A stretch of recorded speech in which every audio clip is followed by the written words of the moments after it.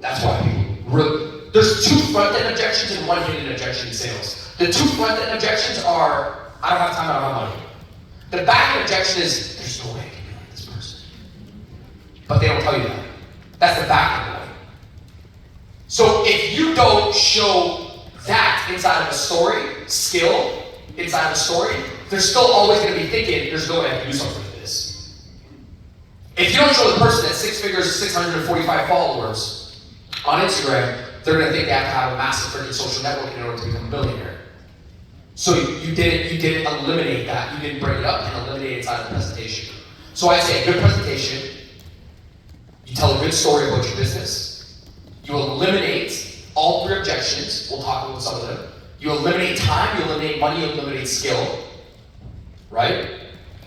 Money you eliminate through an ROI. Time, I mean, sometimes after I show people something, I just say, you know, isn't it crazy, Janet, that after I show some people this, and even like you're like, whoa, no way somebody can make something like this, and I show them everything. At the end of all of this, they turn to me and they say, you know, I just don't have time to do something like this. And I think, isn't that crazy, Janet, that some people still don't? Yeah, that's crazy. Don't give me that objection.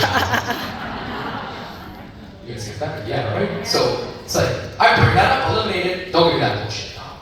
I just eliminated the time thinking. So, in your thing, do you show simplicity? Because that's important.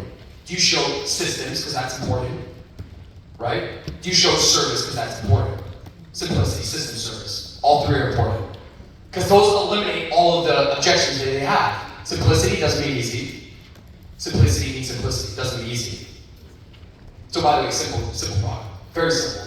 Let me break it down to you. Very simple, doesn't mean easy. And you know that, Chad.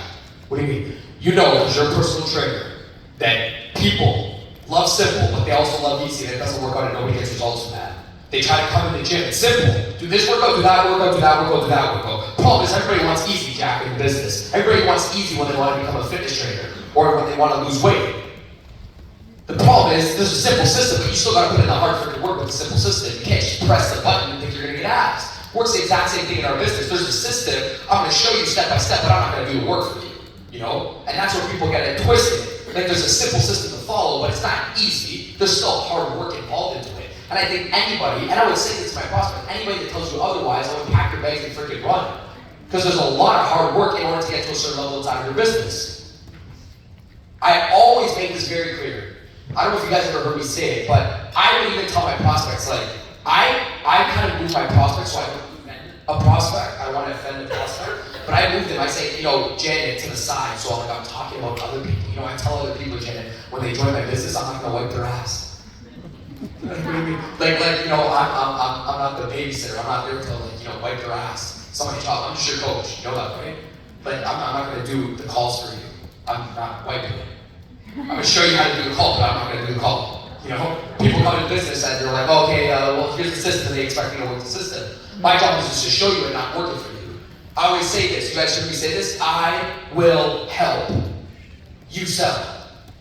So right? 1, 2, 3. I will help you sell. You do 4 and 5, I do 1, 2, and 3. I will help, you gotta sell. I will show you how to do it, but you gotta do it. I'm not gonna do 1, 2, 3, 4, and 5. I'm gonna do 1, 2, and 3, you're gonna do 4 and 5. That's how business works. I'm gonna show you how to make a call, you're gonna make the call.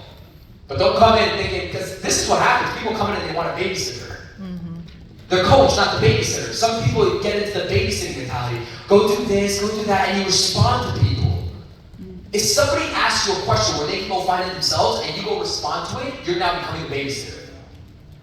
Oh, I didn't see this. How can I find that? Go look for it, not waste my time. Oh, this person's rude. That person's not going to become a good business. You're making the person incapable. And that is bad. If somebody can find something that I know is on the website, go figure it out. That's it. Go figure it out. Why? The easier you make, you breed weak people. This is your job as a leader. Do I want to breed something? If you lower the standards, you always breed weak people. You raise the standards, you breed winners. So it's like, you gotta always up it. Don't make it easier for people. And sometimes, think of this. You think I attract weak-ass people? No way. I don't. Not because, yes, people come in and they will think, oh, I want to sell for this guy. Some people like that, but then when they sit down, I give them the baseline. That's my job. Because I know social media can trick people. I know it can look all fancy. I know it can look nice. So I understand I'm going to attract everybody.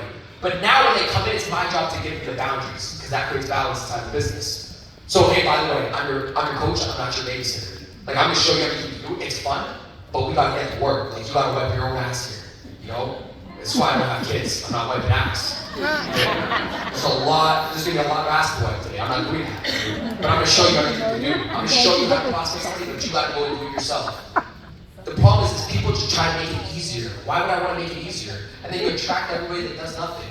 And by the way, it's so much fun building with people that are like this. It's a lot more fun. It's fun. I got a crowd, a lot of you guys are like me. It's fun. We're having a fun day. If there's weak people, leave. It's okay. Heartbroken. You can't say you want a multi-million-dollar business and cry when 3 people leave. It's okay. I committed. I said this. I said, you know, people's goals to what they commit to is not at the energy of their complaints. Because they commit to one goal and they complain about some of their small bullshit. So they say they want, oh, I want to build a team of 100,000 people. Yeah, why are you crying when 3 people freaking quit on you, Jackie? You said you wanted 1 million, you wanted 10,000 people, you wanted 1,000 people, you're crying when 3 people quit. Your goal, okay, is not at the level of your complaint. They're completely off. I don't give a shit about 3 people. And not saying I don't care about 1, 2, and 3. I'm saying if I want to have 1 million people, 10,000 people, whatever the case is, there's going to be 8 people that freaking quit. And the problem is that you can't get caught up in one. And that one thing kills you inside your business. You're holding on always to this one person's opinion, this one person quitting, and it cripples you from attracting the next one.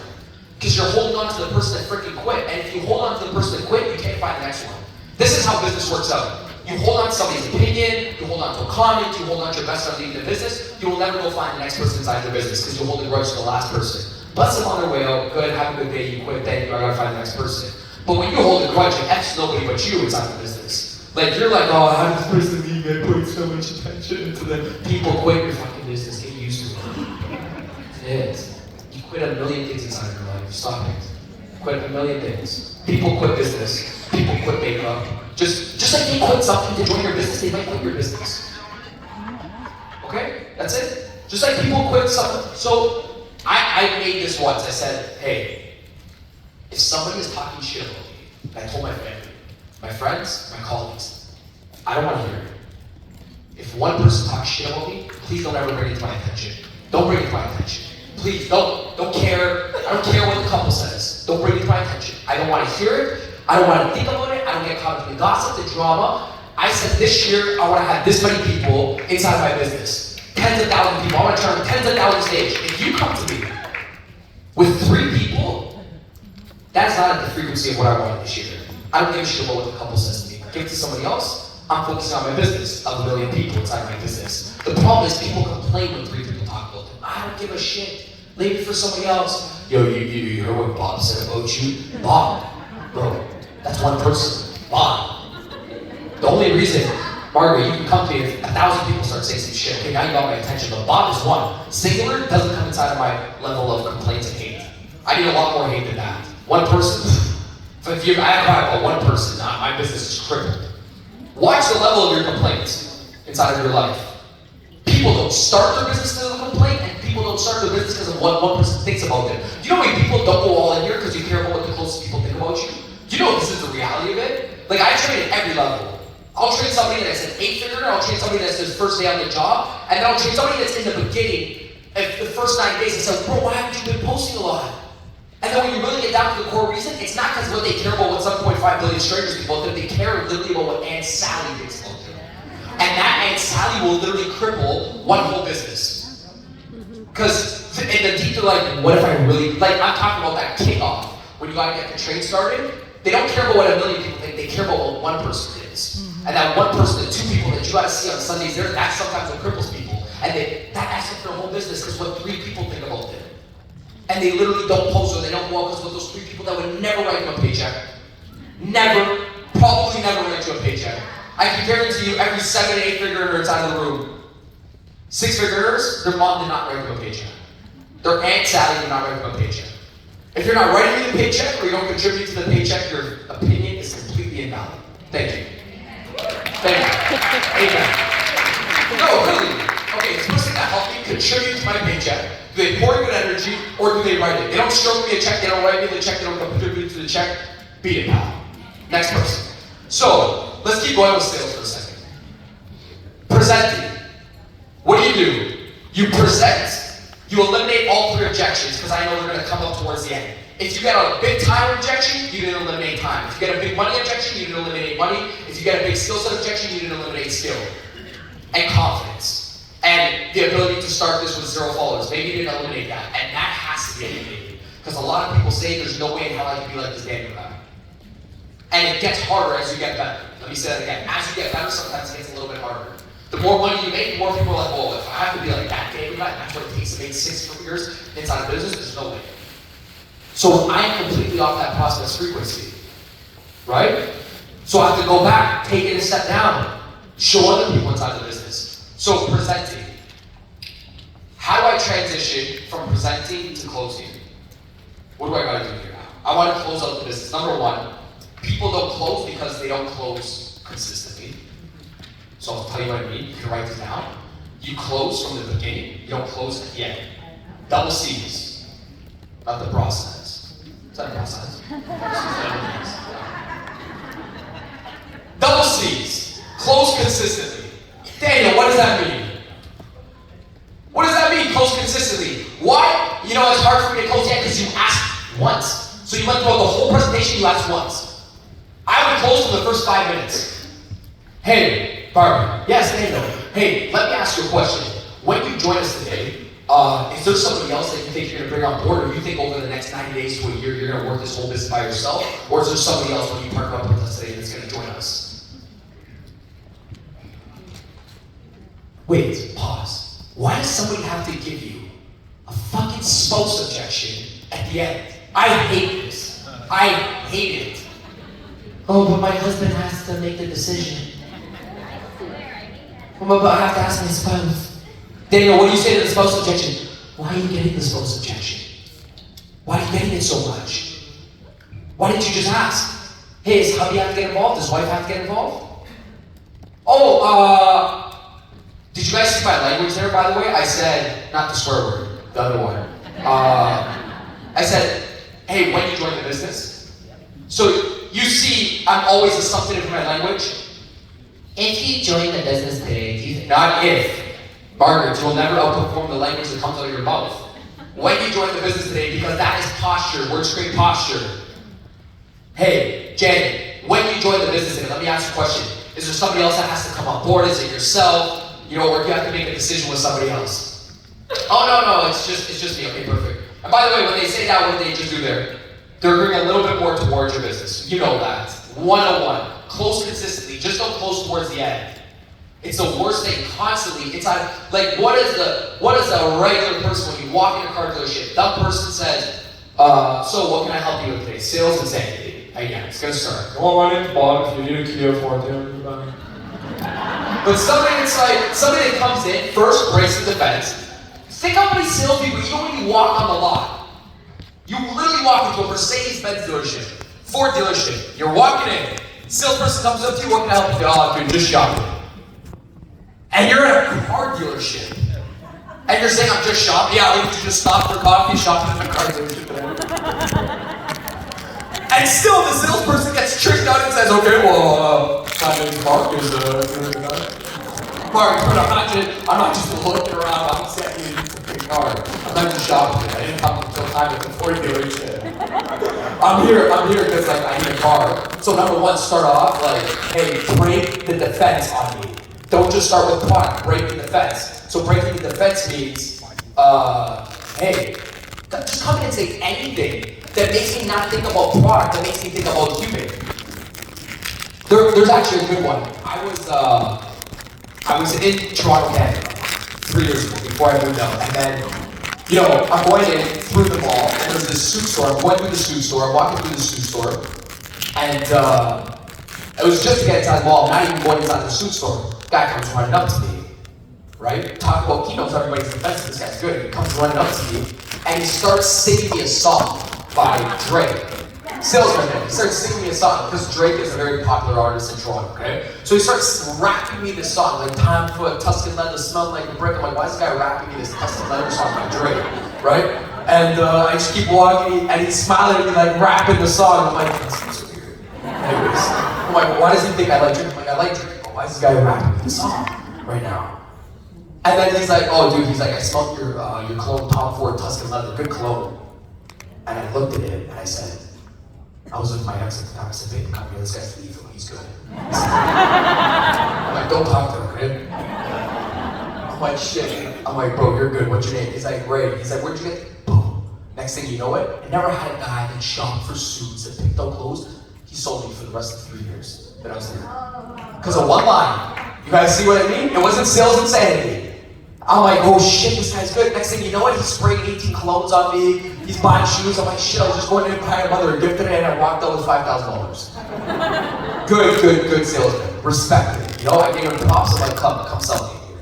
Right? So, we get back into this presentation. We transition to close. I said, number one about closing, close consistently. Number two about closing is a certain frequency. You're trying to elicit this inside of a close. One thing, what are you trying to elicit? You're trying to, like in presenting, you're trying to elicit trust. Like, oh, the person listens to me, right? Questioning, presenting is trust. The person's listening. They're seeking to reply. They're asking questions predicated off the last answer. They're showing me testimonials that are relatable towards me. That's all building that trust factor, right? The opening, I'm trying to develop urgency in it. The closing, I'm trying to do one thing. It has to be a sense of what? Conviction. It has to transfer over. You can do everything right, but the moment the conviction is lost in the close, it's over. Imagine you had a good posture throughout the whole sale, but towards the end you lack the conviction part. It's just a transfer of conviction. In a close, I would love for you guys to write this down. A close, somebody has to make a decision, right? Like yes or no. It's a decision. Saying, I want to think about it, I don't have money, that's not a decision. It's not a decision. Your point of a close, if you write this down, is to get to a yes or no decision. So, I always say, the point of a close is to get to a decision. I want to think about it, my husband has it, it's not a decision. It's up in the air, not a decision. I need to get to a yes or no. So, you have to have a prospect that is decisive. And because sales is energy, I'm not going to get into this today, but I always say, when you ask the product, but you know, this person can't make a decision on the product today, it's because you're a person sometimes that lacks decisions inside of your own life. You can't make a decision inside of your own life, yes or no. It comes out, your posture inside of the call, and you attract indecisive people. I said, your lack of decisiveness is their lack of decisiveness. If you're indecisive, a prospect's indecisive, guaranteed. I always say. I said, because it's just transferring of commitments. You're trying to get a commitment. If you can't commit to your own shit, people are going to sense that, I always say. It's a full-fledged commitment. And then I say, what decision have you made today and you didn't follow through the decision? I was supposed to go to the gym today. Did you do it? No. It's going to be hard for you to close. You had a decision, lacked on the decision today. Indecisive individual. So I always say, watch. Because if you're indecisive, you won't close with conviction. You won't get yes or no people inside your business. So you want to get better at closing? Just become more aligned with your commitments inside your life. I want yes or no's. I want a transfer of conviction. 1. 2. Transfer of conviction means you can't stumble. What are your thoughts? Can't do it. Right? Can't. I know, today I'm serious. So, can't. What are your thoughts? Well, think a lot, so you know you don't ask them that. The second thing is, you can't get them back into, also like on a scale of 1 to 10, 1 being you don't want to do this, 10 being you want to do it. Where are you at? I'm at a 7. How do we get you to a 10? Imagine, I know, again, coaches don't like me. Imagine you heard that 15 times. There's a reason why a lot of people laugh, by the way. Yeah. Because you've all heard it. Yeah. So the moment I know that I'm being sold, I'm like, shit, the person's closing me, it's over. The moment I want to die, I'm being closed. I want to buy from you. Lost it. Again, I'm not the guy a lot of coaches like. Okay? So, but I'm just keeping it real, because the moment somebody knows they're being sold, they don't want buy. You know it, you've heard it a million times. So why am I just going to keep repeating the same shit that somebody used in the 1980s? That the coach will use in 1990, and then they learn, they become successful, they go train somebody in 2010. It's an old sales syntax that's been recycled since 1975. Shit, switch it up. Do something differently. We'll scale 1 to 10. You're lazy. Stop it. So, use it if you want to use it. If you want. If it works, do what works, delete what doesn't. Repeat what works, delete what doesn't, okay? My shit, you can take one, delete everything else. Realistically, take 5 things I say today, delete 95. If it doesn't work out for you, okay? It's not this or that. You use what you want, what works for you best, okay? So, hey, by the way, let me ask you a question. Janet, yes. Do you see yourself using something like this? Yes, of course, 100%. Let me ask you another question. When you take this home today, first step, what are you trying to get Janet to do? You guys know when people say that 1 to 10 question, you know what it does? You know what it really does? Number 1, you're trying to get that person to sell you again on it, raise their belief system, right? Number 2, you're trying to gain their warmness and their coldness, like, oh, if they're a 2, right? If people constantly say 2, I'm gonna say, fuck, I suck. Stop saying this line. I'm not even start saying this line. Like, everybody should be at a 10 right now. I suck. How do I get better to everybody to be at a 10, right? So it's not like how do you do it with 3? Why you keep getting 3? You guys see that? So the point of that is to raise their belief, because you want what? For them to sell you right before you go to lean into close. Because what starts to happen is when you ask for money, they start thinking about their what? Their money, that they have to pay for bills. So when you ask somebody for money, they start thinking about their money. So I'm gonna get them highest emotional point right now. That's why, okay, so tell me why you do this. So this is what I'm gonna say, hey, by the way, Janet, when you do something like this, you join our business. You know, I know you're fired up to do something like this, obviously. You told me you want to do this, da, da, da.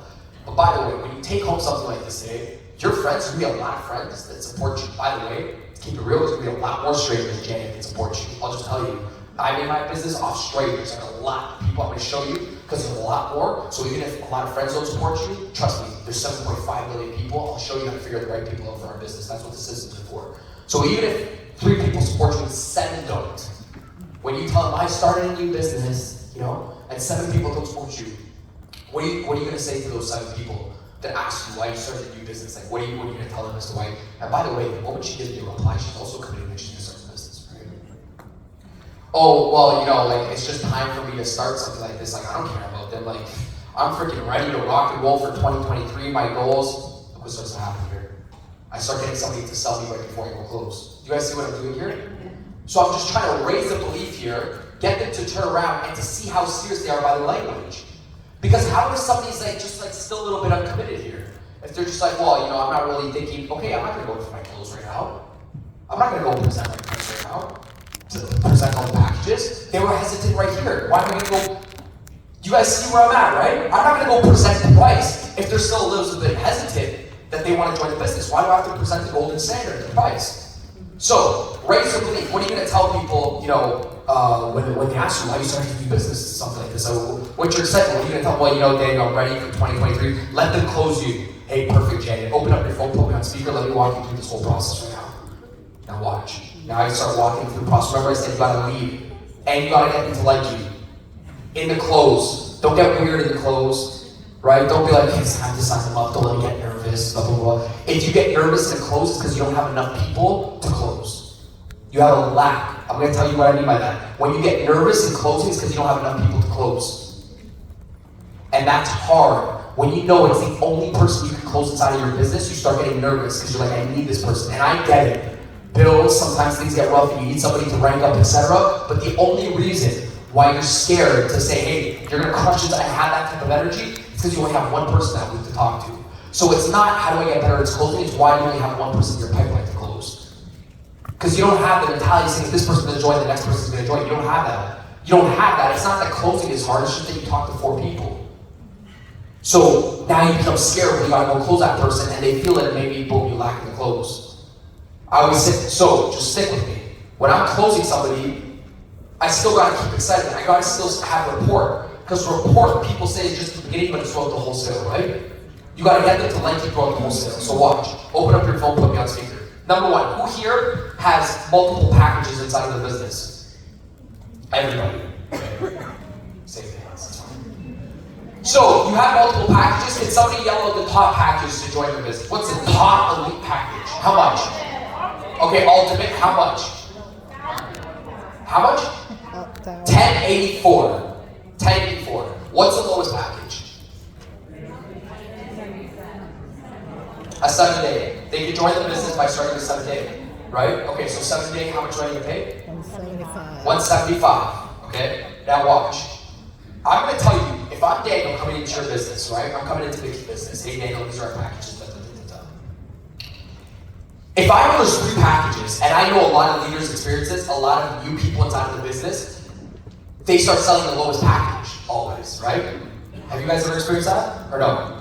Like, a lot of, sometimes you're like, oh, let me just sell the 175 to get the money, and then like top leaders are selling the $1,000 packages. The person's like, how can I sell $1,000 packages for this business, right?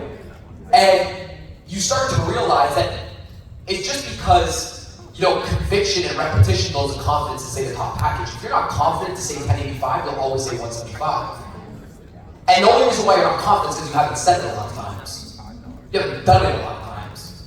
And you don't practice with your customer. So I always take top package, take my mirror, ultimate package. You recruit inside my business. Come here, partner. Let's go inside the mirror. Let's look at ourselves and let's just say the top package is ultimate package. And let's start off with the ultimate package. Hey, by the way, so everything we just talked about, let me show you exactly what the ultimate package has to offer. It's da da da da, and it's a total of $1,085. And I want you to repeat that to the mirror 85 times today. Why? Because if you don't repeat it to the mirror, you're not going to repeat it to a customer. And the problem is if you don't take the top package, you don't get the pit out of your stomach, you're always going to go to the middle package, the lower package, you're not going to start at the top. And sometimes it's just a number that scares somebody. No, there's no way this person can afford it. Let me just throw 175. So I would say if you want to get comfortable, just repeat it a lot of times. That's where conviction comes from. Just repeat the top price a lot of times. Repetition builds confidence. It doesn't come out of nowhere. Take top package, take the puppy, hey, come here. Pep it out. Sit. Put a treat. Top package is $1,085. Okay, here, get the treat. Top package, I'm just repeating with the dog. Now you got on a call and just say it. Because if I say it and I have a hiccup and I transfer over hesitancy and skepticism, prospects hesitant and skeptical, they say things like this don't work. Oh, I don't want to do it today. Oh, let me think about it. It's because you didn't have the conviction. And sales is just repetition. This is not day one. So you got to say top package. You got to close people a lot of times before you go close somebody. You just don't get good out of nowhere. This is just life. Oh yeah, I know how to do it. How many times have you done it? Maybe you know how to. How many times have you role played a handshake, a prospecting message? Maybe you're good, but how many times have people done it in person or done it with their dog? And the only reason why I'm saying dog is because I've done it so many times on my family when I was 15 that they got annoyed and stopped listening to me. So I started saying it's my dog. That's it. Sit down. Okay. This is what we're selling today. Door-to-door sales, I start pitching it to my dog. My dog knows what to bark after I'm done closing. Straight. Good job. That's it. You don't get good out of nowhere. What did I say? I think I was with Casey in Santa Monica and Emily. I'm like, you know, how do you get good at kissing? You kiss. I said, you can't watch a couple kiss and think you're gonna be a good kisser. You just gotta kiss. Remember what I said? It's like, oh, he was so good at bed. How do you think? What I said? I said, maybe it's been a lot of times. Sales, do sales. Say it a lot of times. Yeah. So when you have a top package, repeat it a million times. So you can transfer over what? Confidence, conviction. You guys hear what I'm saying right now, right? Just transfer it. Walk them through it with conviction like there's no other package sometimes. Especially if you see that they're qualified, that there's a budget that you know. Again, if you don't feel like they need everything inside the business, you will pitch the lower package. You won't outperform the belief inside of your own head. It's impossible. You can't. You can't outsell the belief inside of your own head. It's impossible. You will never take action opposite to the belief about your business inside of your own head. It's impossible. You can't. You can't sell a product if you think the product doesn't work. It's impossible. You won't pitch them. If you don't feel like they need all of it, then you won't pitch them. So, I stack up everything, and then I drop price, and then I never talk again until customer talks. You've heard that a million times, right? So, get good, transfer over conviction towards any questions, by the way, off of that. Off of what we just talked about. I know you're like, whoa. Damn, pause. There was a lot. There's no jump in the Q&A. But I really, throughout everything we talked about today, I want to chill out with some people. You guys can't ask me a question after I get off here and bombard me. So what would you say? Let's do it now. Let's do it now. Let's go. Anything. Wait. We haven't talked about some good stuff. Let's do something. We're good. Can we talk about objections in the business now? Different customers, hesitant customers? Okay, let's talk about some objections now in business. Okay, let's go to objection A. Objection number 1. Let's talk about all of them. I'll give you guys another 20, 30, however, you want me to speak for 8 hours? Let's do it. I'll be with you guys all night. I'm good. I'm here. Let's do it. Yeah, I'm not. Oh, I gotta run. I'm here with you guys. I'll play. Give me any objection. Well, this is fun. So, customer says, give me a question. Give me an objection. Somebody throw out one objection. Come on. Money? Why is everybody broke when you talk to them? And then 5 minutes after, they're spending $500 on a dinner. Why? How do you believe everybody? Bro, the person didn't have money. Really? I went to the stories tonight. They were popping champagne at a club. They didn't have money? They sold you out of it. So one's money, give me another objection, we'll deal with them all. One's money, what's another money? Time, what's another one? Spouse, that's a good one. What's another one? What is it? Sorry, I didn't hear it. I don't know anybody. Oh, they don't know anybody. That's a good one. Hey, I don't know anybody to talk to. Another one? Time, money. Introverted, that's a good one. Pyramid. You guys are just reminding me so I can cover every single one. I don't like to sell, that's another one. See, a lot of these we didn't cover in the presentation, so we're going to get them towards the end, right? When we get those. It's not happening to people sometimes, it's why did we get them? Remember that? So, let's go over them all. I need to think about it. Oh, another one. Is there a money back guarantee? There is. Yes, there is, Janet. There is. And we'll watch what happens, though. You guys are like, CEO comes home, by the way, guys, we increased money back guarantee. You're like, yes, everybody gets their money back. You can try 30 days, no problem, you don't like it, return it. But if somebody asks, hey, Daniel, question, is there a money back guarantee? Bob, why the fuck are you quitting? What do you mean? Why'd you already quit before you started, dude? Are you sure you want to join?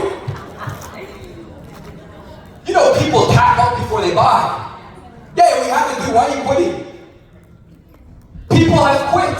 You're quitting on me before you started. Oh, stop. We have to. Why are you thinking about that right now? I wanted you to drive this business to $1 million. You think about money back guarantee. You're going to get money back guarantee inside the business. Don't put in $300 if you're thinking about how do I just make back my $300. Don't quit. Please don't do it, John, please. I'm going to save you $300. It's okay to say no to a customer, guys. You know that, right? 7.5 million people. John, please, don't buy ultimate package if you're thinking about just making ultimate package back. Buy ultimate package, use ultimate package for a lifetime. But maybe the business side, it's not right for you. You guys have to hold this as a salesperson. I know you think it's weird, but trust me, it's not if they close today, it's what they say on the next conversation. Just hold the posture. It's what they think about when they go to bed at night. Shit, Daniel was right. Why am I constantly thinking about my money back? I don't want to just make 300. Are you joining the business just for $300 to get your $300 back? If you are, please don't join us today. I didn't want to work with that person. I thought you just said you wanted to make $5,000 this month. Right? You must be talking about products, not business. Not if I test it out. Listen, you come in here, John. You trust me as a coach? Yeah, I've been watching for so long. You come in here, dude. This is it. You gotta freaking go all in. You gotta jump off and you gotta swim. And you'll get results 10 times quicker than somebody that's just tiptoeing inside the water. See if it's cold, see if it's hot. Person never jumps in, okay? But when they do jump in, it's freaking great. In the pool. But the person experienced greatness a lot quicker than the person that experienced the pool greatness that has waited 20 minutes. They've already enjoyed it for 20 minutes in the pool. Right? So just jump in a lot quicker.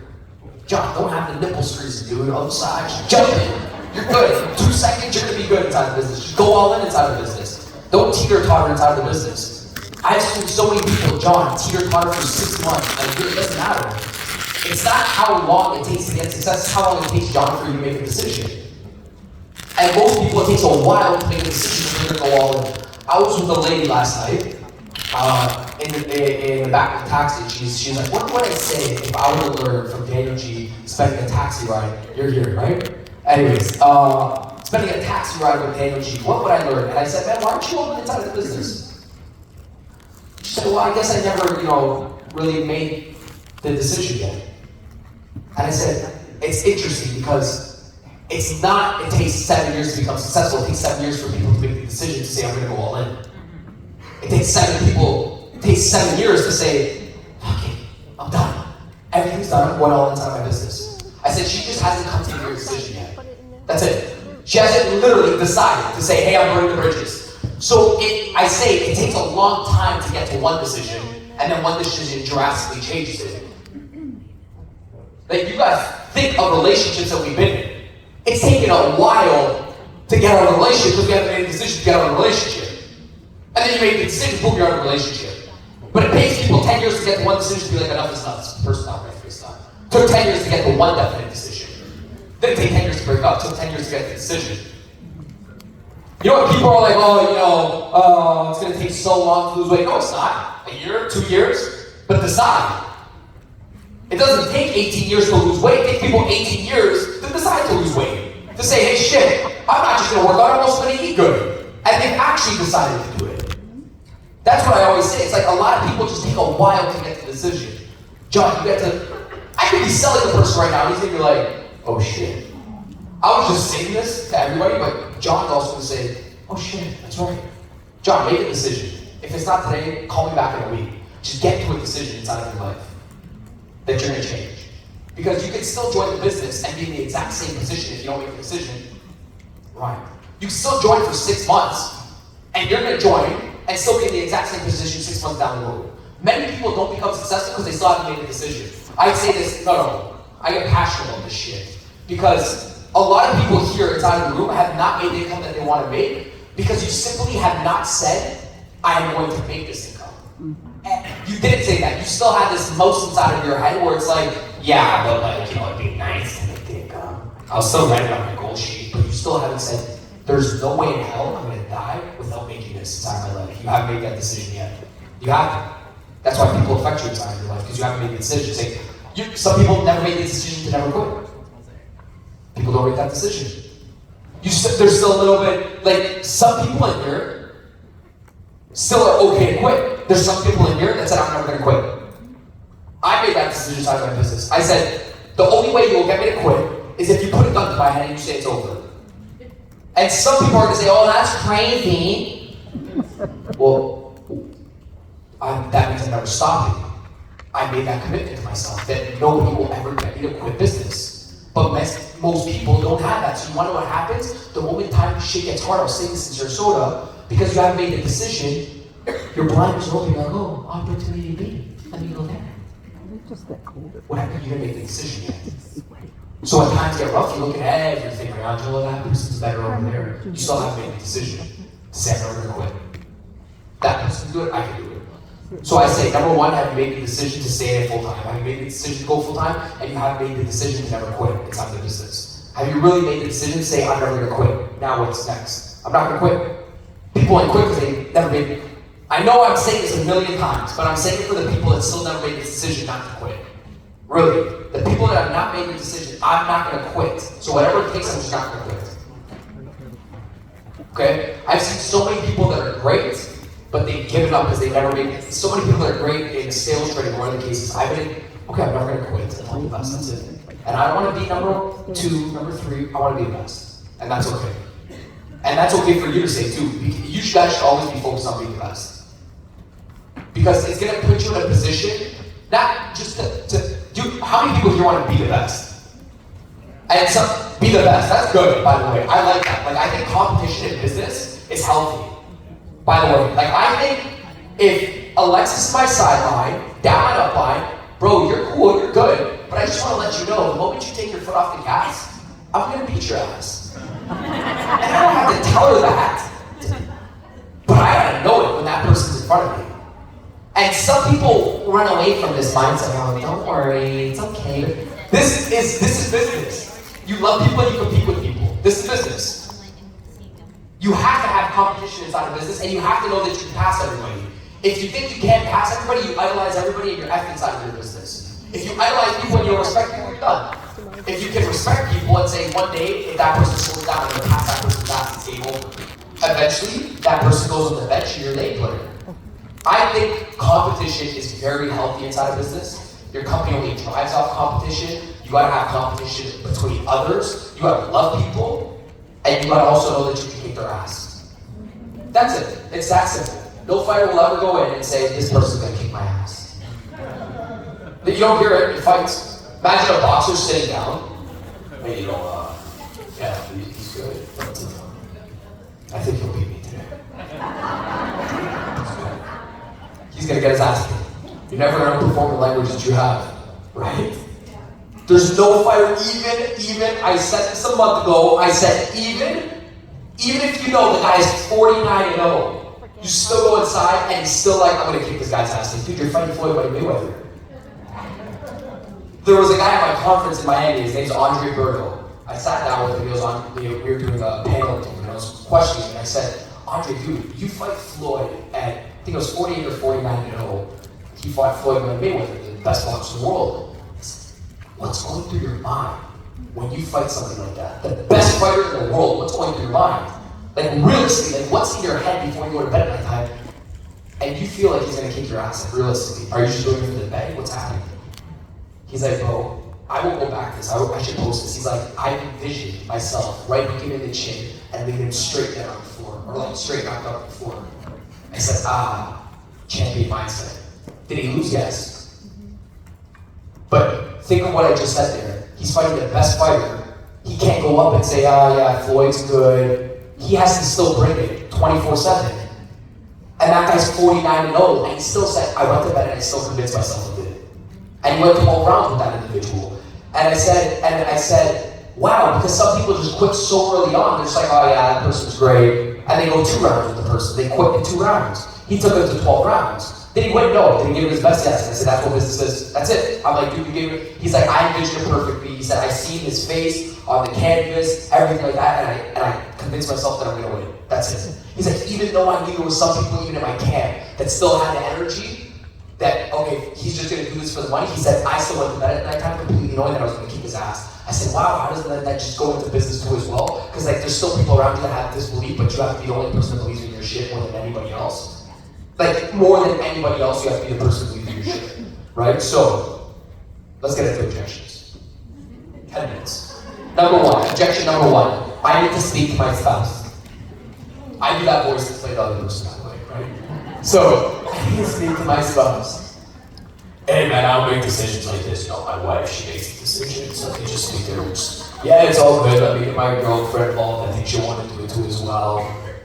What do we do here? First objection. What do we do the first day with an objection?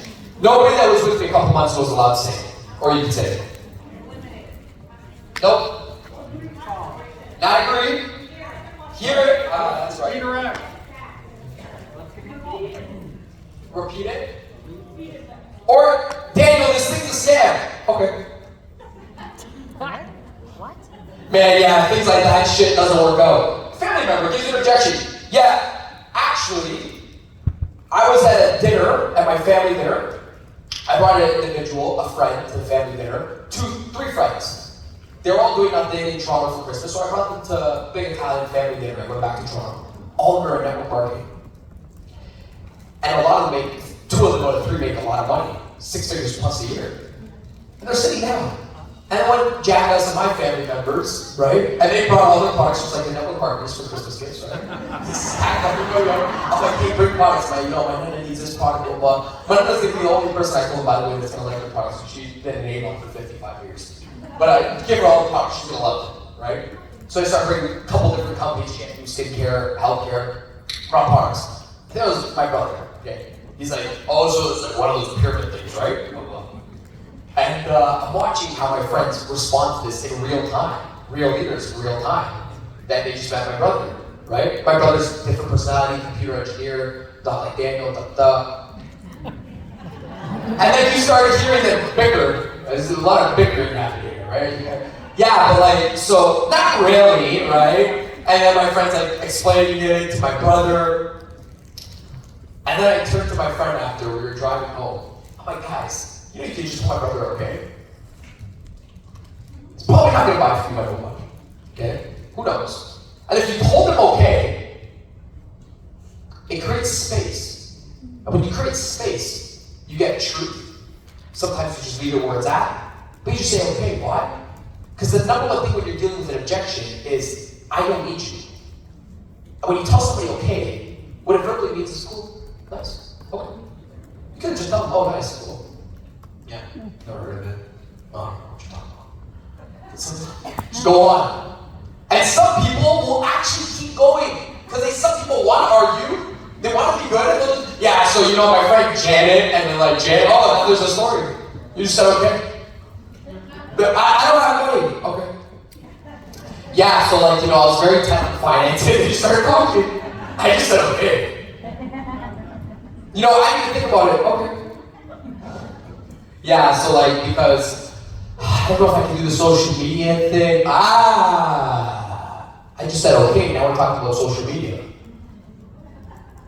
But you didn't create space. So I say the first thing to do, you have to agree with it. Because there's some people that say agree with it. I just say just create space. Just level off. Get up their frequency.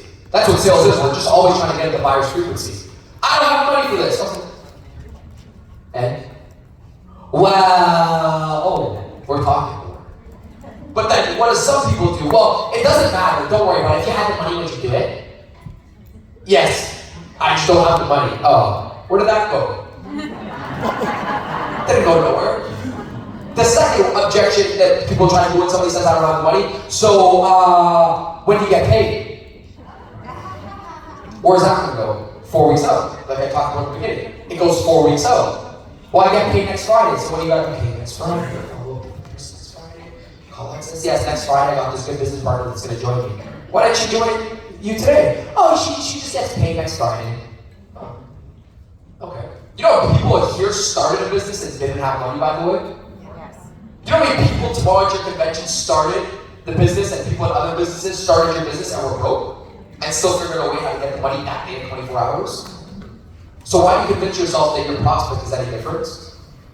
People started businesses and had no money. Why? Because there's a bank, there's a mom, there's a dad, there's a cousin, there's an aunt, there's an uncle. So don't feel the first objection is the number one. Always say okay. I don't have money, of course. That's another one. 3 words. Ready for this? I say here are 3 offsetting words. Number 1, okay. Number 2, I understand. Number 3, of course. Of course. Number 1, I understand. Number 3, of course. I don't have time to of course, of course. Why do I say that? What was it?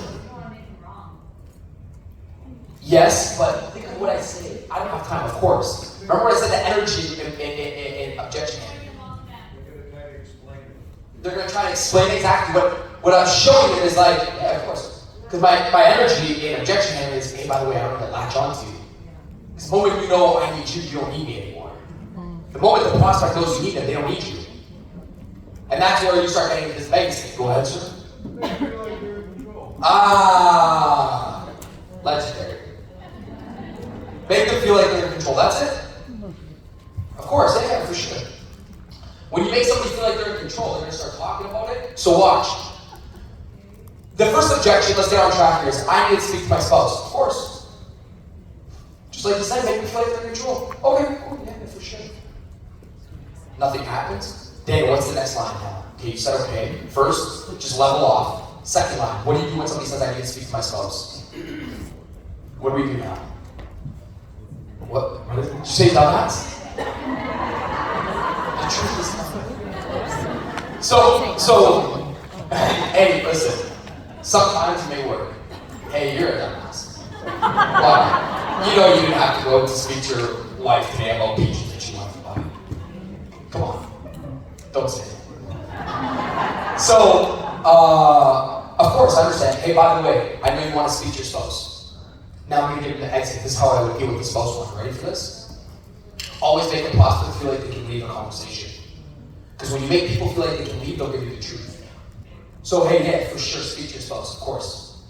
Just like you said, give them control, right? Let them leave. Because now I'm giving you the exit. Okay, cool, I can speak to my spouse. I can leave. He said speak to my spouse, I can go. Because my job is to make them leave and then to pull them back in. Hey, by the way, Margaret, yes, what do you think your husband's going to say about this? Watch, first one. Oh yeah, we'll see. You know, like I think he'll do something like this. Well, whether he says yes or whether he says no, you think he'll still do it? Yes, 100%. I'm still not going to close her. I just want to see what's happening here in this relationship. So I'm still not even going to close her. Because some people are like, well, then why don't you just do it? No. It still shows that you need that person. So watch what I'm doing. This is good. You might want to write this one down. Watch. So I'm making her leave, and what do you think your husband will say? What do you think he'll say, because we've heard this before, oh yeah, I think he'll support me. How about if he doesn't? I might just still do it. It's time to do something like this, blah, blah, blah. So I want to see if she wants to do it or if he wants to do it. Okay, perfect. Margaret, let me ask you a question. This is my first avenue. I always convince myself that the prospect has more to say. Okay, what's happening? Okay. So I always convince myself that the prospect is still a little bit confused and still a little bit scared. That's the first job of an objection, by the way. Don't ever fuel the first objection that you get. Don't ever fuel the first objection that you get, because the person that always wins in sales knows that there's a deep underlying factor, and I just proved it to you. I just said, hey, if your husband says yes or no to this, would you still do it? Yeah, I would still do something like this, so don't fuel it. I need to get the bare naked truth of the objection. That's my whole job. But how do you get that? You let them leave. Hey, by the way, cool. Janet, let me ask a question. Yes. What can I send you over? This gives me my first afternoon. What can I send you over? First way we did. That you and your husband, right, can review over the next week. Friday, I'll head back, touch base with you. Let's say Friday, I'll touch base with you. What can you review over the next week that you're still a little bit hesitant, confused about, that you can go over with your husband, and you guys can look at it so you guys can make an informed and educated decision together? Can I send you a little bit more about the science of the product and how it's worked on athletes, like yourself? Can I send you more about the business plan and what it takes to actually become successful, and the work it's going to take from you, the work behind it, the business plan and the business structure? Or do you want me to send you more over of how we get paid inside of the business? The actual commission structure, etc. Do you want me to send you more about the product? Do you want me to send you more about what it takes to become successful in something like this, like the marketing, the sales, the networking? Or do you want me to send you more about how we get paid inside the business? You're still a little bit hesitant, confused around that area. What can I send over to you just to make your decision a little bit easier with your husband? It's I've never been on social media before, and the objection starts to move from my husband to I've never been on social media. But if you just ask, you would get. If you just don't ask, what do you got to speak to your husband about, you're never going to get the real answer. But if I can give them some options that I know as to why people don't enjoy the business, maybe I can get a little bit of the answer. Because my whole job is just to get back into sales and to add value of where they're confused. Oh shit, Janet, that was my fault. I get so excited about the business that I actually forgot to tell you about Janet inside of our business, or Margaret inside of our business that started it with 150 followers. Let me do you boom back into a conversation. It was the husband there. Do you see what I mean here or no? Yeah. Give them the exit, get the truth. Give them the exit, get the truth. It's the exact same thing with sending over information. It's the exact same thing. Yeah, if you just send me over information, perfect. I'm gonna send it over to you. What's your email? Is this your text? I'm gonna text it over to you. 647-333-4533. Okay, perfect. I'm gonna send it over to you. What would you like me to send you over? More about that, or more about that? Oh, I'm just a little bit confused about that. Oh, that's my fault. Boom, I'm back inside the conversation. Do you guys see what I did? Make the prospect feel like what? Once they can leave, you can drive them back in. The other thing is, if I do have a spouse, and they're very adamant on getting a spouse on a call, we've had that before, right? They want to get Bob on a call, because Bob, or they want to get Sally on a call, because they all want to make decisions together, and I start to feel that, and I try to handle the objection, and they still say no, or they want to review with them. I say, you know what? What is your job? It's to get both. Don't allow Sally to sell Bob. That's bad. Don't ever do that. Rule number one. Don't ever allow the spouse to sell the other spouse. You want to know why? The spouse is not you and they're not inside of the business. So when they go take it home, they're like, yeah, so I talked to this crazy Daniel guy. Anyways, super cool guy, but he's talking about you can build this team, oh babe, those things are a scam. Yeah, anyways, yeah, you're right, babe. Anyways. Done. You guys see how bad that is? We try to turn our prospect into a sales rep, and they're not part of the business. So my job, there's a full-on movie going upstairs. So my job is adding suspense in the sales training. So my job is to do what? You know what? Sally, yes. What does your husband do? Oh, he does that. You know what I'm going to do actually? Let's stop it right here. I want you to make an informed and educated decision on the spot. Take 7 days, take a week to think about this. Why don't we do this? Watch, I suggest this. This is what I want to do with couples and spouses. I want to exactly show Bob, or I can clear schedule first. This would be smarter. What are you doing tomorrow at 4 p.m. Eastern? Oh, nothing. Let's do this. Let's get you and your husband on a call together tomorrow. I'm going to show you and Bob, everything that we have to offer inside of the business. I'm going to show Bob, and I'm just going to answer all of his questions. I'm not going to try to sell him anything. I just want to answer any of his questions. I think you can sell him best, because that's your freaking job. So I'm not going to try to sell him. I think you can do that best. That's your job to influence him. But at least he comes on a call, and he says, he asks me all the questions about the business. Then you guys both take it back home, and you guys make an informed and educated decision yourself. I think that's much better. What do you think? Why would I do something like that? It's a lot more clean. Why? Because number one, I want to have both decision makers on the call, because I am the salesperson, I am the business owner, not Sally, and I can answer the questions she can't. How is Sally going to sell somebody network marketing when she's never been inside network marketing? Or whatever product you sell. And I'm also saying, okay, if somebody can answer this, I'm going to send you $50 right now. If somebody can answer this. What did I also say I'm going to give you $100 right now if you can answer. In fact, $50 more.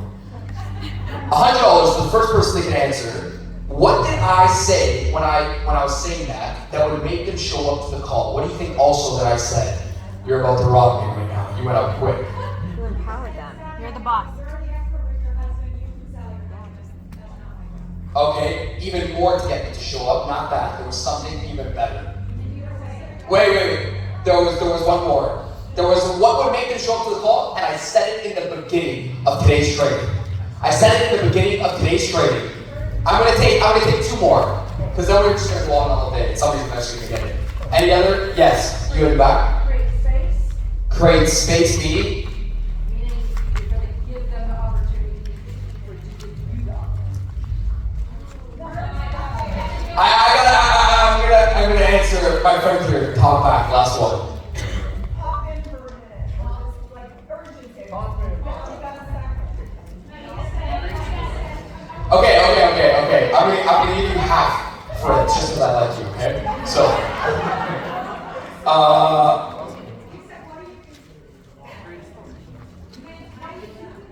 Oh, no, okay, in the red. Now I gotta give 2. Half and in the red. No. See, when words mean a lot, this is good. In the back. Give them back control. Shit, I didn't do a good job of training today. Gotta look at film. What did I do wrong? If I feel like I can help you, great. If not, No. Shit, this is good, man. Good. I didn't lose a full $100. So, watch what I said. I said this. I said, hey, by the way, that way, you and your husband can come on the call, take all the information, and whenever you guys are ready to make a decision, get off the call and you can make a decision. 6 said, I gave you the exit to leave. And that's when people show up. Remember? Hey, come and get the information, rob me and leave. Prospects love doing one thing, robbing you. Third, what is the prospect's job? Get in, get everything and leave. A salesperson's job, get in, sell something, and bring them inside the business. So what's my job? Get them on. What's the prospect's job? Get everything and leave. So, just like he said, hey, take everything from me, rob me. Come in here, get all the information, that way when you guys are ready to make a decision, 6 months to a year down the road, that way you guys can evaluate everything. You can come in and leave. That's it. Right? That's the premises of follow-up, getting people on a call, come in, get everything, and leave. Now, don't create sales anxiety. Sales anxiety means, okay, but what happens when they come? Don't stop. Your job is to get them back on the call. That's it. Stop thinking 2, 3, 4, 5. Don't create anxiety. It was just to get Bob back on the call. You have to make it a safe place for Bob, like somebody said, to come on call and feel like they're not going to be sold. Same thing with follow-up when you're following up with an individual, right? Can I talk about follow-up for a second? I need to talk about 2 more things here today, and then we're going to wrap up. First thing I'm going to talk about is follow-up. Second thing I'm going to talk about is referrals. A lot of people in this room, at least 50-60% of people in this room have built their business off of referrals, right? Some people haven't. So I say if you can add this inside your business, it's going to be good. And then following up with individuals that didn't get back to you after a presentation, raising hands if this happened over a month to somebody, you present it to somebody, and then somebody didn't get back to you after that presentation. Has that happened to somebody? You guys are presenting to enough people, because I've been left on red a lot this month. Okay, cool. What do you do to somebody when they leave you on read, and you have to follow back up with them? They didn't, maybe they joined a presentation, an opportunity call, they bounced up, they never got in. What do we do? And by the way, hey, are you ready to join? And just our bomb. Now, we got our bomb. Now. Okay. So I'm going to go back into that message and do this, right? So I'm going to go back into this message. I see they R-bombed me on Wednesday night. Hey, so are you ready to get started? R-bomb. Nothing. Means they read me and they didn't reply. Right? So boom, it goes to me. Now what do? I go back inside. First of all, I shouldn't remember the person goes to me, so I continue working on my business. Don't hold on to the energy of the person that goes to you. Keep working your business. Create space. I always say, wait 48 hours, 24 hours. Don't be so intrusive. 48 hours. Because now it's all a story. You're creating this image. Sales is just an art. Now I go back inside of the prospecting message from LinkedIn, Facebook, Instagram. I see that Susan goes to me above. It's Friday, she goes to me Wednesday night, it's Friday evening. And I'm like, shit, let me go through all my follow-ups. Maybe it's the next week I go through all my follow-ups in 5 days. So I go through all the people that are bugging me, and they join the presentation. Now what do? I need to follow up with him, and I can't say, are you ready to join again? Right? Which is the worst follow-up in the world. So hey, by the way, are you ready? No, obviously not, or they would have been calling me back. It's lazy. It's very lazy. Hey, just following up with you, Dan. How's everything? How's the kids?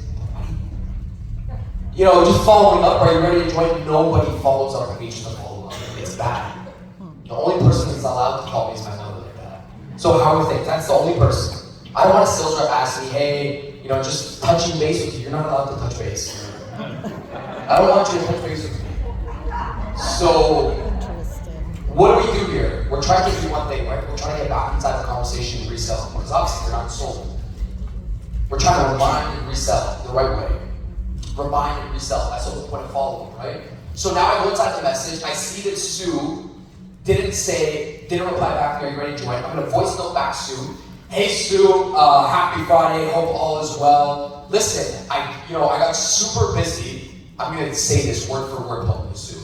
Hey, I got super busy with my business right now because we just started a new year. We had some crazy launches. A lot of people are joining inside of our business. So it's my fault that I wasn't able to get back to you in the last 48 hours. Completely my fault. I apologize that I wasn't able to get back with you in the last week. You guys said, what?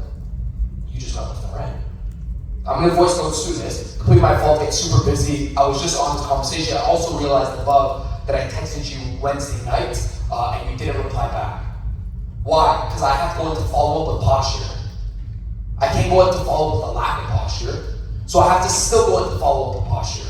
Still go into follow up with my business busy that we're building. I almost forgot about you. Hey, by the way, I looked up and I also glanced above and I realized I was sending this message, you still didn't get back to me. Watch. See, glanced up here at the message. I can voice note this, I can text it. I realized you didn't get back to me. Press send it out. Hey, completely understand. Just want to say, completely understand. If building an online business and adding to your fitness health business, another stream of revenue on top of your fitness health business, it's not on your priority list. Completely understand. You may be super busy in 2023, and I get it. Click send. Second message. Right underneath that, I'm gonna send one more. So I just realized this. I was busy. I realized you didn't reply. I understand if it's not right for you, and I inserted a benefit right there. See, my benefit was like, hey, by the way, I completely understand if you want to make, add another system to your business so you can drive more dollars in 2023. So I added the benefit one more time. Remind them of what your business does. Then my last message, or second last message is, hey, by the way, let me know if there's any questions. okay? And if you're ready to rock and roll and add a new system to your business, by the end of today, because I have to resell and I have to go in with some sort of empathy. And I'd be like, I have to tell them that I remember the conversation somehow.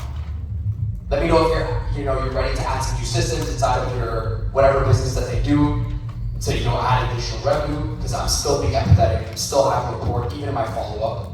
I still gotta show that I care. Let me know by the 10th of today at 7 p.m. Eastern. If not, if I don't hear back from you at 7 p.m. Eastern, I'm gonna close the file and enroll one of my next business partners. I appreciate you, just reach back out to me. Yes, no, it's completely fine. If you have questions, just let me know by the end of today at 7. Love you, Janet, bye. Done.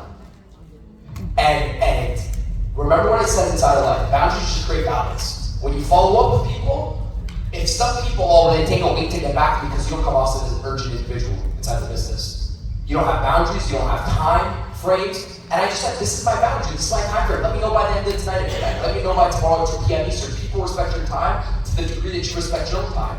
So I'm gonna have posture when I come in the follow-up and posture when I leave the follow-up, and I'm gonna leave with love. Not F you, hey, bye. Hey, love you if anything, keep in touch with me. Just let me know by the end of tonight at midnight so I can close the file and onboard the next business person, or onboard my next business partner. Why 12 o'clock at night? What's this guy having at 8 p.m. at night? Oh, shit. Oh, sorry, Daniel, super busy. Don't make them feel weird. Hey, I know you're busy. I know you might be busy with kids. Just let me know by the end of the night. Totally fine. I don't need you. I love you. Don't need you. Have a message you. That's it. I love you, but don't need you. Just let me know by tonight at 2 p.m. Completely fine. Let me know tomorrow by 3 p.m. Eastern. Because I'm. And then if you want to get real serious, you don't have to go this level, but to me, I always give them a reason. So my reason was to enroll my next business partner so we can launch them on our 30-day game plan that we're doing a call next Thursday. When you can give a reason, you can bridge the gap. Because because adds validation as to why you say something. Does it make sense? So when you give somebody a reason, they're like, oh shit, this is why. You can't just bug in the lineup at the airport. Hook. Bro, what are you doing? Hey, sorry, do you mind if I just get in between you guys because my flight's about to leave and my fiance, oh, okay, yeah, that's fine. Cool, because just doing sales. Hey, because validate why you meet them at 3 p.m. Make it more real. Make the image, keep that image going inside. Hey, they're busy, they're working, they still like me, I like the way the person followed up with me, and they still don't need me, that's attractive. That's the way I would follow up with something. Make sense? Right? Last thing, if there's questions about that, you can ask. The last thing is just referrals. Please team. And I said this, I was talking to Sue last night. Sue's been in the business for, I think it was 18 years, right? 15? 15 years. And Sue said, hey, I built a lot of my business off of referrals. I'm like, shit. I'm like, I wish a lot of people heard what she said. The young people I teach in social media, I wish they understood the referral game because they could triple their business. They could quadruple their business. And I just wish some of the older folks can understand, like, man, if they just understand the social media game and how to reach out to people, which we didn't talk about because we'd be here till like 8, they would crush it too as well. Like, it's just a perfect merge to use both. So when you're asking for referrals, there's a right and there's a wrong way to do it. You gotta operate your business with speed. Okay? Watch. Remember, double the rate of your success, you gotta double the rate of your failure, you gotta double the rate of your ask. So when you ask for a referral, the worst thing to ever do is to wait till somebody becomes successful off the product. Or till somebody becomes successful off the business. The worst thing to ever do. It's the worst thing. Some people ship product and they wait for a product to ship. And then they wait for the person, how come the person never opens up product? So I say, in referrals, strike while the iron is freaking hot. Strike while the iron is hot. When you have somebody that just joined the business, that just bought a product, just strike right away. Strike. They bought the business, what are they most inclined to do to defend their purchase? Everybody, when they buy something, they want to go show it off to somebody. Right? They want to go talk about it to somebody, so get that information right away. Hey, by the way, Margaret, the product is being shipped over to your house. Who do you know right now that I could send a couple care packages to right now, who are 2 to 3 people? I'm not going to wait for her to take product, up product, not use product. Same thing with business. Hey, by the way, we're going to onboard you next Thursday. Who are you going to go rant and rave about that you just started a new business? I'll never leave you. I'm not even asking. I'm just asking who are you going to rant and rave that you just started a new business? They can start, I'm going to tell, my brother Jonathan, I'm just writing Jonathan down. It's easy. I can get a referral before I even sell the person. How many times, you guys know, I think, and think this says a lot too. You find the studs for the duds, right? You guys heard it? It's like, why can't you just get a referral before you even close a person? Whether they close or not, I already got like 6, 7 names in my conversation. Figure it out. So, why would I do that? Products being sent over, I can get referral while products being sent over. I don't have to wait till they open it. So sometimes you gotta realize, strike while the iron's hot. When you get a referral, or when you're setting a part, or you're signing somebody up to the business, do it now. Don't wait to get the referral. And never ask for one person. I'm sure you guys have been taught this about referrals. If you ask for 1 or 2, you get 0 or 1. This is very important about referrals. Never ask somebody, hey, who's somebody that you know? Somebody turns into nobody. If you ask for 3 to 4, it might turn into 1 or 2. So always just ask for more. 304. And an image just popped up in the person's head. Janet, yes. Can you think about the collagen elixir that I just showed you? I don't know, but can you think about the collagen elixir model that I just showed you? Yes, why? Remember the shape of the model? Yes. It took you like 5 seconds to think of that thing, right? When I asked you a question, what are like the first 3 or 4 people that just came to your head right? Well, that's it. It's so easy. So, I know you guys got to bounce and run. And 1 question, 2 questions, and we're going to cut it.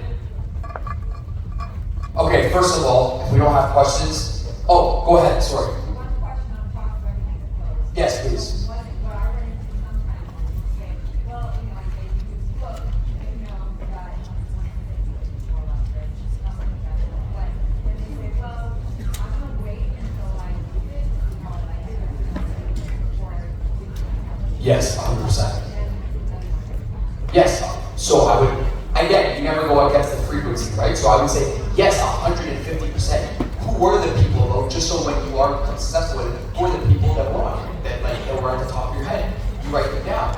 And then, you could just do something simple, like, guys, a no did not say, no, I don't want them, because what they're saying is, like, I don't want to sell them a business, I haven't even been successful in the business. Did it say, like, hey, no, don't send them a sample?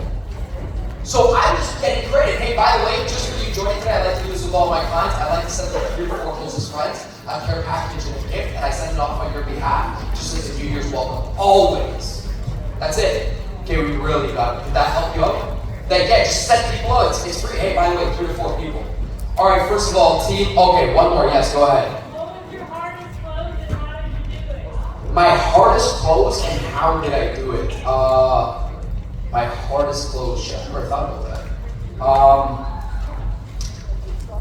I guess, one of my hardest things was when I first started off my business, I had a consulting business in sales, and I was super young, and when I mean young, I was 25 and a half, right? The half thing, when you're young. Guys like, what are you gonna consult for, guys? I'm like, listen, all your guys are 20 to 25. I know some shit about sales. I've done multiple 7 figures inside my sales business when I was medical. I said, let me train you. Oh yeah, we're going to this sales trainer. So I remember one of my first consulting deals was a 6-figure deal. And usually everybody knows that they have to be trained, but people are indecisive. So I try to get my client to make a decisive decision.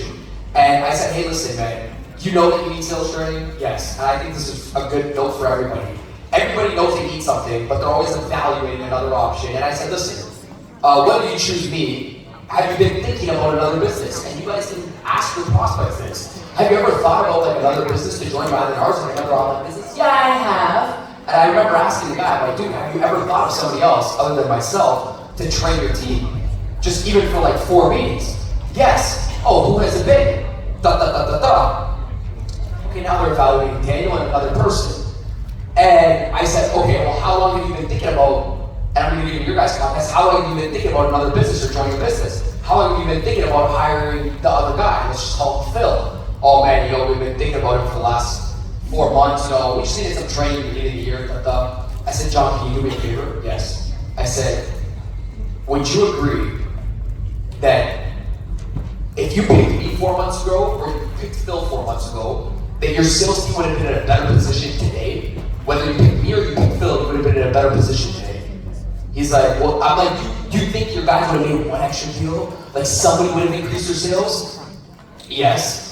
Let me give it back to your guys' context. Hey, Barbara, do you feel like if you didn't think about XYZ business a year ago and you started my business or Karen's business a year ago, that you would have made some sort of progress? Like you would have made a couple sales, if you would have driven some sort of revenue? Yes, 100%. Do me a favor. I said, Phil, hang up the phone. And I knew I was going in for it. I said, hang up the phone, go call Phil.